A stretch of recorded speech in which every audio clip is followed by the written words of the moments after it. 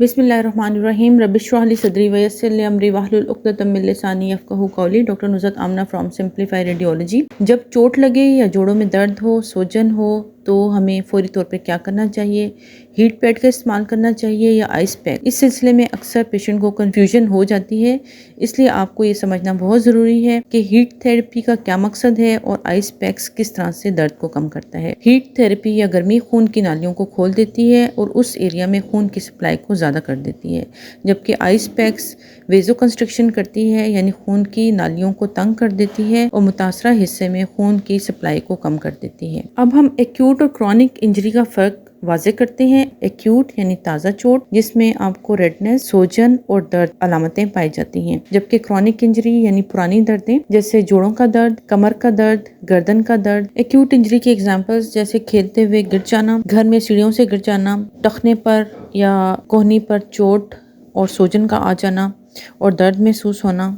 इसके अलावा खेलते हुए कहीं भी गिरना और घुटने पर चोट लग जाना, वाज़े ज़ख्म ना होना और फ्रैक्चर का ना होना, लेकिन दर्द और स्वेलिंग का महसूस होना। एक्यूट इंजरी या ताज़ा चोट में सोजन या सोजिश की वजह खून की नालियों से पानी और इन्फ्लेमेटरी सेल का निकलना और उस एरिया में सोजन का पैदा हो जाना है। एक बार फ्रैक्चर को एक्सरे पर रूल आउट करने के बाद इनिशियली 48 to 72 आवर्स यानी 2 से 3 दिन तक आइस पैक्स का इस्तेमाल करना चाहिए। आइस पैक का इस्तेमाल करने से उस एरिया में खून की नालियाँ तंग हो जाती हैं, खून की सप्लाई कम हो जाती है और इन्फ्लेमेशन बढ़ने के चांसेस नहीं रहते। एक बार में आइस पैक्स 10 से 20 मिनट तक इस्तेमाल करना चाहिए। आइस पैक के इस्तेमाल करने के बाद अगर दर्द और सोजन ख़त्म ना हो तो फ़ौरन MRI कराना ज़रूरी है, ताकि सॉफ्ट टिश्यू इंजरी यानी लिगामेंट, टेंडन और मेनिस्कस की इंजरी को रूल आउट किया जा सके। एक बार में 20 मिनट से ज़्यादा आइस पैक नहीं यूज़ करने चाहिए और बहुत ज़्यादा अरसे के लिए भी आइस पैक का इस्तेमाल नहीं करना चाहिए। अगर बहुत ज़्यादा अरसे के लिए आइस पैक इस्तेमाल करेंगे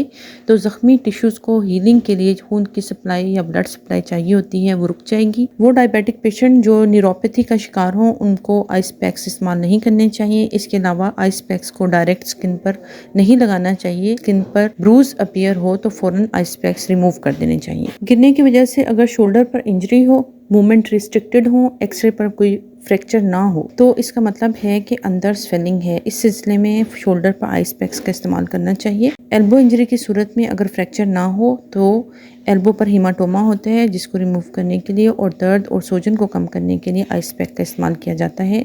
रिस्ट इंजरी की सूरत में भी अगर फ्रैक्चर ना हो तो आइस पैक्स का इस्तेमाल ज़रूर किया जाना चाहिए। माइग्रेन के अटैक में भी आइस पैक्स का इस्तेमाल मौसर देखा गया है और चपाकी के नतीजे में जिस्म पे ज़ाहिर होने वाले बम्प्स यानी उभार या दफड़ों को दूर करने के लिए आइस पैक्स मौसर साबित होते हैं। अब हम आते हैं हीट थेरेपी की तरफ या हॉट पैक्स की तरफ। वो तमाम दर्दें जो क्रॉनिक पेन्स कहलाती हैं, यानी जिसमें पेशेंट ये कंप्लेंट करता है कि 6 महीने या 1 साल से या उससे ज़्यादा अरसे से उसको ये दर्दें हो रही हैं, जैसे घुटने की दर्दें, कमर की दर्द, गर्दन की दर्द या पट्ठों का स्पैज़म या पट्ठों की अकड़न। इन तमाम दर्दों में अकड़न एक इम्पॉर्टेंट कंप्लेंट होती है, तो इस सूरत में हॉट पैक्स का इस्तेमाल ज़रूर करना चाहिए। हीट थेरेपी 2 सूरतों में इस्तेमाल होती है, ड्राई हीट और मॉइस्ट हीट की सूरत में।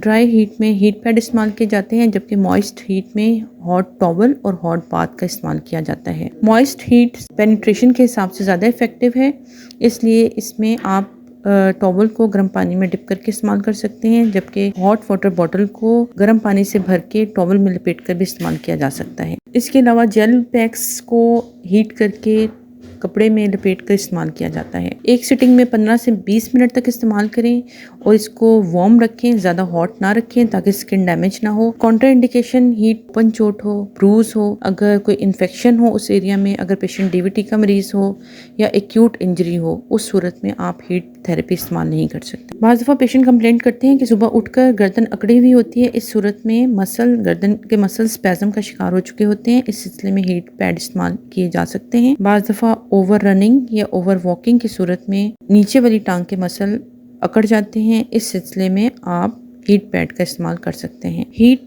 पैक्स या आइस पैक्स की सूरत में आप किसी भी कन्फ्यूजन का शिकार हों या एक्यूट या क्रॉनिक इंजरी की सूरत में हीट थेरेपी या आइस पैक्स लगाने के बाद भी अगर दर्द या सूजन में कमी ना हो तो फौरी तौर पर फिजियोथेरेपिस्ट को कंसल्ट करें।